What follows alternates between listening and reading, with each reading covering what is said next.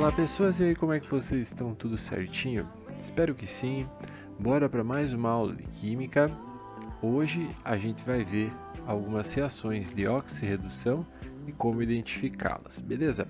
Para começar, é importante definir alguns conceitos de oxidação e de redução. O que significa esses dois conceitos que vão ser essenciais nessa parte da matéria. Então vamos lá. Oxidar significa perder elétrons e reduzir significa ganhar elétrons. Oxidar ou sofrer oxidação significa que o átomo vai então perder elétrons, e reduzir ou sofrer redução significa que o átomo vai ganhar elétrons. Portanto, em uma reação de oxirredução, alguém reduz e alguém oxida. Por isso que o nome é reação de oxirredução. Falar que alguém reduz é a mesma coisa que falar que alguém vai ganhar elétrons, e falar que alguém oxida é a mesma coisa que falar que alguém vai perder elétrons. Vai perder, vai ganhar, vai perder, vai ganhar, perdeu! Portanto, uma reação de oxirredução é uma reação que envolve transferência de elétrons. Alguém vai perder elétrons, nossa, esse marca-texto azul ficou uma bosta, e algum outro átomo vai pegar esses elétrons que o primeiro liberou. Essa é a ideia. Os átomos ganham ou perdem elétrons de acordo com uma propriedade que é o potencial padrão de redução que cada íon ou cada átomo apresenta, cada elemento químico lá vai apresentar. Esses valores são tabelados e eles indicam a tendência que um átomo tem de sofrer redução em comparação a outro átomo, certo? Os valores são todos em relação ao átomo de hidrogênio, O hidrogênio foi usado como referência no 0 volts, Então, se a gente colocar em contato hidrogênio com, por exemplo, prata, a prata vai sofrer redução, visto que ela apresenta um maior potencial para sofrer redução, e o hidrogênio vai ser forçado a sofrer oxidação. Basicamente, o hidrogênio iria perder elétrons e a prata iria capturar esses elétrons. Mas como que você faz para saber que a reação é de oxirredução? Eu separei aqui algumas dicas ou alguns tópicos para facilitar essa identificação, para você saber identificar. Então, o primeiro passo é conhecer alguns números de oxidação já de cor. O número de oxidação é o valor da carga de um átomo em uma determinada substância. Esses números são tabelados, então, sempre que você quiser, você pode consultar uma tabelinha dessa com os números de oxidação, e daí a gente vai ter as divisões. Toda substância simples, que é aquela que só tem um elemento químico, o número de oxidação, que a gente pode abreviar como NOx, é igual a 0, tá bom? Elementos do grupo 1, da família 1A, e a prata, por exemplo, apresentam um NOx, ou número de oxidação, fixo como sendo mais 1, ok? Sempre o sódio vai apresentar NOx mais 1 quando ele for um íon. Essa é a tendência que ele apresenta. Elementos do grupo 2 e o zinco apresentam um número de oxidação mais 2. O alumínio, mais 3. O hidrogênio, mais 1. Deixa um asterisco aqui, porque eu completo essa tabela dizendo assim, o hidrogênio, quando ligado a metais, aí o NOx dele vai ser mais 1. Quando ele estiver ligado, a metais, aí o número de oxidação do hidrogênio vale menos 1. É o caso dos hidretos metálicos, como o hidreto de sódio. O sódio é um elemento do grupo 1, que apresenta NOx mais 1, e aqui o hidrogênio, por ser mais eletronegativo, adquire número de oxidação ou carga menos 1, beleza? Mas, normalmente, nos exercícios, a gente analisa o hidrogênio como sendo mais 1, porque hidretos são bastante particulares, O oxigênio, galera, normalmente é menos 2, beleza? Em quase todos os casos. Ele não vai ser menos 2 quando ele for um peróxido, quando estiver na forma de peróxido, né? Por exemplo, na água oxigenada, aí ele vai ser menos 1. Essas são coisas que vocês vão decorando. Nossa, deixa eu arrumar esse menos 1 aqui. Zoom. São coisas que vocês vão pegando ao longo do tempo, né, com os estudos, vocês vão acabar decorando isso naturalmente. E aqui que vem o último esquema, talvez o que mais causa dúvida na galera, né? Os elementos do grupo 15 ou família 5A, grupo 16 ou família 6A e grupo 17 apresentam esses números de oxidação normalmente, mas somente se eles não estiverem ligados em oxigênio, se não tiver oxigênio na fórmula, tá? Aí pode crer que o número de oxidação de cada um deles vai seguir essa tabela. Se você olha uma fórmula e além do elemento de um desses grupos tem o oxigênio, muito cuidado, porque daí provavelmente o número de oxidação não vai ser esse, a gente vai ter que calcular, beleza? É justamente sobre isso que se trata o passo 2, né? Além de você saber alguns números de oxidação e saber aonde que você tem que procurar, né, em qual tabela que você tem que olhar, você também vai ter que calcular alguns números de oxidação, né? Porque não tem todos os números de oxidação de todos os elementos aqui nessa tabela. Então, como que você faz isso? Vamos pegar um exemplo do carbonato de cálcio, constituinte principal do calcário. Se a gente olhar aqui nessa fórmula, nós temos 3 elementos químicos diferentes. O cálcio é um elemento do grupo 2. O número de oxidação dele sempre vai ser mais 2 quando ele estiver ligado em alguma coisa, né? Então aqui eu posso escrever em cima dele o mais 2. O oxigênio geralmente é menos 2. Então eu venho aqui em cima dele e escrevo menos 2. O carbono não aparece nessa tabela, então eu preciso calcular o NOx desse elemento químico aqui. Como eu não sei qual é o número de oxidação do carbono, eu vou colocar a letra X em cima dele, beleza? E agora eu começo a fazer os meus cálculos. Eu vou multiplicar o número de oxidação de cada elemento pela sua respectiva atomicidade, que é o número de cada elemento que tem aqui, ó, na fórmula.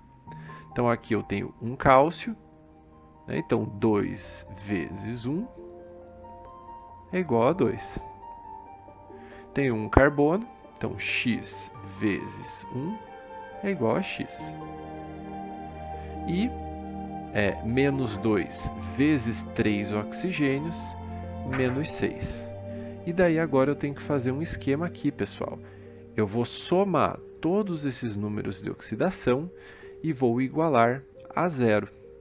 É porque a substância, quando está neutra, a soma das cargas dela tem que justamente dar zero. E daí é só resolver, olha só que legal. X menos 4 é igual a zero, portanto x é igual a mais 4. Esse é o número de oxidação do carbono no carbonato de cálcio.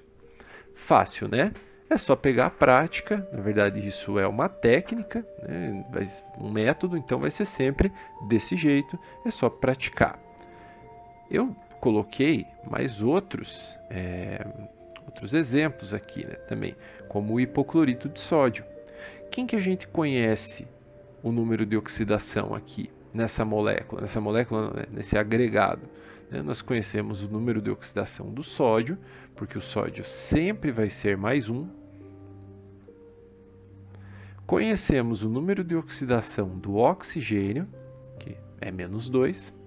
E o cloro é um elemento do grupo 17. Geralmente ele é menos 1. Só que quando ele está sem oxigênio, geralmente ele é menos 1 quando ele está sem oxigênio. Como aqui nessa fórmula tem oxigênio, eu posso dizer para você que com certeza o NOx dele não é igual a menos 1 nessa fórmula. Eu tenho que calcular o NOx do cloro. Então, vamos seguir o método. Multiplique os números de oxidação de cada elemento pela sua respectiva atomicidade. Então, 1 vezes 1, 1. X vezes 1, x. Menos 2 vezes 1 oxigênio, menos 2. Pego todos esses números e somo eles. E igualo a zero. Dessa forma, x menos 1 é igual a 0, portanto, o número de oxidação do cloro no hipoclorito de sódio é igual a mais 1. Beleza? Diferente dessa tabela. Então, é isso que você vai ter que tomar cuidado quando estiver analisando alguns números de oxidação de algumas substâncias. Beleza? Se eu pegar o ácido sulfúrico, o hidrogênio, aqui é mais 1. Observe que não tem metais nessa fórmula, só tem ametais. Então, ele é mais 1. Eu posso ter certeza disso. O oxigênio é menos 2. E o enxofre é um elemento do grupo 16, família 6A. Normalmente, ele vale menos 2. Só que aqui nessa fórmula tem oxigênio. Então, eu vou colocar X em cima do enxofre. E agora é só fazer o cálculo. Você pode observar que normalmente não, né? Se a gente está calculando o NOx aqui, só tem um elemento que a gente não conhece, o NOx, né? Os outros a gente precisa conhecer, porque quando a gente multiplica e chega, né, nos resultados aqui, a gente precisa obter uma expressão matemática. E para resolver uma expressão, normalmente, a gente tem uma incógnita só, né? Daí facilita as coisas. Aí fica fácil de resolver com somente uma equação. Então, o NOx do enxofre aqui é igual a mais 6, certo? A carga dele no ácido sulfúrico é igual a mais 6, beleza? Diferente da tabelinha que nós temos ali, certo? É fácil, é tranquilo. Acho que eu tenho mais um aqui. Tem mais um. Isso. Então, se a gente pegar a amônia, olha essa daqui que fácil, né?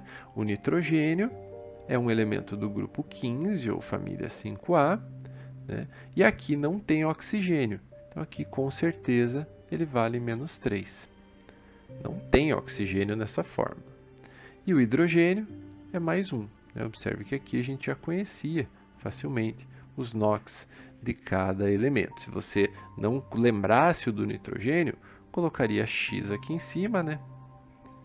E faria o cálculo. Ó, x vezes 1, x mais 1 vezes 3, 3 igual a 0. X é igual a menos 3. Nice, easy, easy. Vai pegando o jeito, vai se acostumando com a ideia.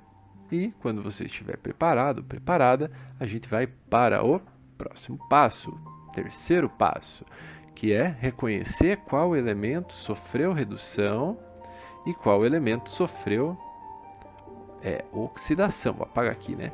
Ah, tá. Achei que tinha uma setinha aqui. Então, reconhecer qual elemento sofreu redução e qual elemento sofreu oxidação. Aqui eu tenho a reação de oxidação do ferro para formar óxido de ferro 3, é um dos componentes principais da ferrugem. Vai formando esse composto laranja, que é o óxido de ferro 3, com algumas moléculas de água, né?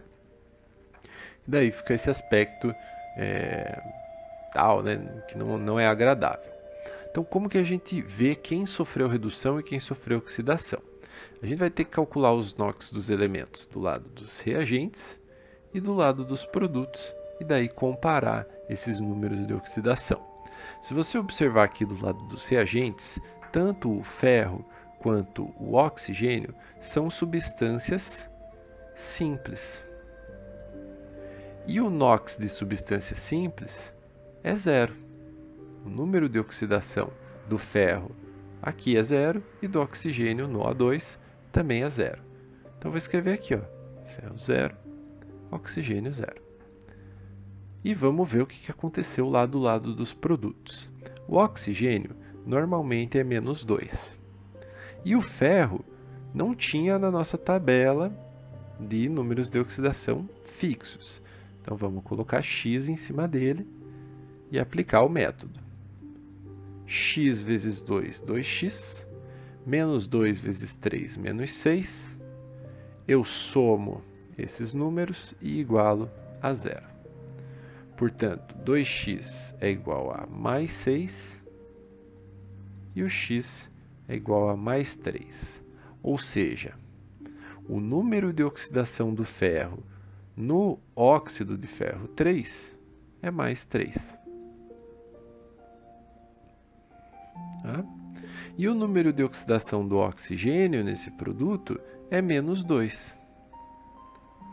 Ou seja, se a gente observar aqui, o número de oxidação do ferro aumentou. Então, vou escrever assim, ó, NOx aumentou. Se o NOx aumentou, a gente diz que o ferro oxidou. Ou que ele sofreu... Nossa, aqui ficou sofrida a minha escrita. Oxidação. Oxidation. Sofreu oxidação. Por quê? Porque aumentou o NOx. Beleza? Por que ele aumentou o NOx? Isso é importante também analisar. Para que o ferro adquira carga mais 3, ele precisa perder 3 elétrons. Então, eu venho aqui do lado dos produtos e escrevo 3 elétrons. Ó. Essa é a reação de oxidação do ferro. E o oxigênio, se a gente observar, o NOx dele era 0 e agora é menos 2. Ou seja, o NOx diminuiu. Diminuiu. Se o NOx diminuiu, nós dizemos que o oxigênio reduziu ou sofreu redução. Sofreu redução. Para que ele sofra redução, ele precisa ganhar elétrons. Quantos elétrons ele precisaria aqui?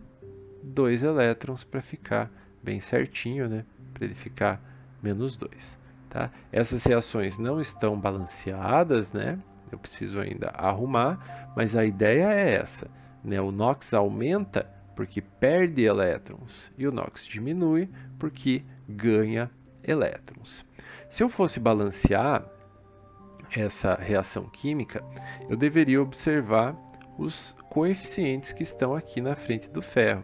Eu tenho 4 ferros do lado dos reagentes e lá do lado dos produtos eu também tenho 4 ferros. Vou fazer esse aqui embaixo. 4 ferros e lá do lado dos produtos 4 ferros mais 3. Se a gente observar, para cada um ferro precisava liberar 3 elétrons. Então, para cada 4 ferros, nós teremos a liberação de 12 elétrons. Então, essa seria a reação balanceada. Por quê? Esses 12 elétrons vão ser capturados pelo oxigênio para que ele sofra redução.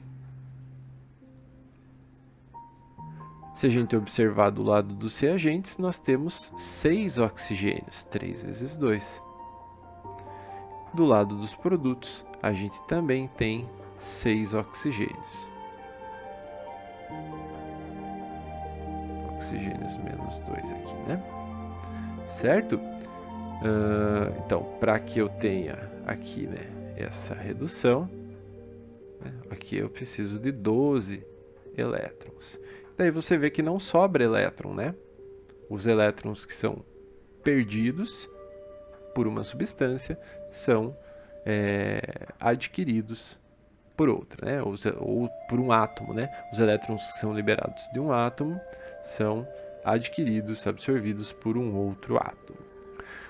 Aqui eu tenho a reação de oxidação da amônia. Aliás, reação com oxigênio se chama reação de oxidação.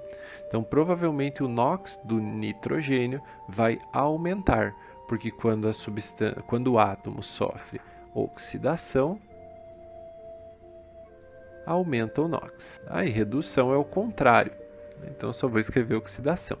Vamos calcular os números de oxidação para cada substância. No caso da amônia, para cada átomo, No caso da amônia, a gente já calculou no slide anterior. Então, o nitrogênio é menos 3 e o hidrogênio é mais 1. O oxigênio é 0, porque ele é uma substância simples, e substância simples sempre vai valer 0. No caso do óxido de nitrogênio aqui, o oxigênio é menos 2. Vou colocar X em cima do nitrogênio e vou calcular os números de oxidação aqui. X menos 2 igual a 0. Portanto, o número de oxidação do nitrogênio aqui é igual a mais 2. E na água, o oxigênio é menos 2 e o hidrogênio é mais 1. Então, o nitrogênio, antes, do lado dos reagentes era menos 3, e do lado dos produtos ele é mais 2. Né? Aqui eu apaguei, aqui ele é mais 2. Então, o nitrogênio sofreu oxidação. E o oxigênio, do lado dos reagentes era 0. Do lado dos produtos, ele é menos 2. Portanto, reduziu, né? Diminuiu o número de oxidação. Então, a gente diz que o oxigênio sofreu redução. Beleza? Bem fácil, né? Bem tranquilo. E é isso. Essa já é uma reação bem mais elaborada. Olha só, tem 4 produtos, né? Olha os coeficientes do balanceamento, que loucura! É a reação que representa o permanganato de potássio reagindo com ácido clorídrico, formando lá cloreto de potássio, cloreto de manganês, que é um cristal rosa bem bonitinho, que aliás apresenta essa cor, visto que o cloreto de manganês é um composto de coordenação, que apresenta aqui geometria octaédrica, né? Na verdade, o manganês, além de se ligar ao cloro, se liga ali a algumas moléculas de água, que a gente chama de águas de hidratação. Certo? Então tá aqui, ó, uma estrutura octaédrica. Eu vou apagar isso aqui porque meus desenhos não sou também o Leonardo da Vinci, né, mano? Pois bem, e forma gás cloro, que é um gás esverdeado, tóxico, venenoso e tudo mais. Beleza? Então, vamos ver quem sofreu oxidação e quem sofreu redução aqui nessa reação química. Vamos lá. O potássio é um elemento do grupo 1, então ele sempre vai ter número de oxidação mais 1. Se você quiser pegar, né, uma tabela de número de oxidação, pode pegar aí. O oxigênio é menos 2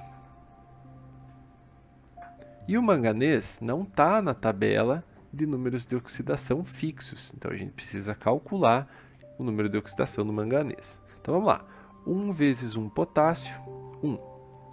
X vezes 1 manganês, X. Menos 2 vezes 4 oxigênios, menos 8. Somo todos esses números e igualo a 0. De maneira que eu tenho o número de oxidação aqui do manganês é igual a mais 7, fazendo as continhas.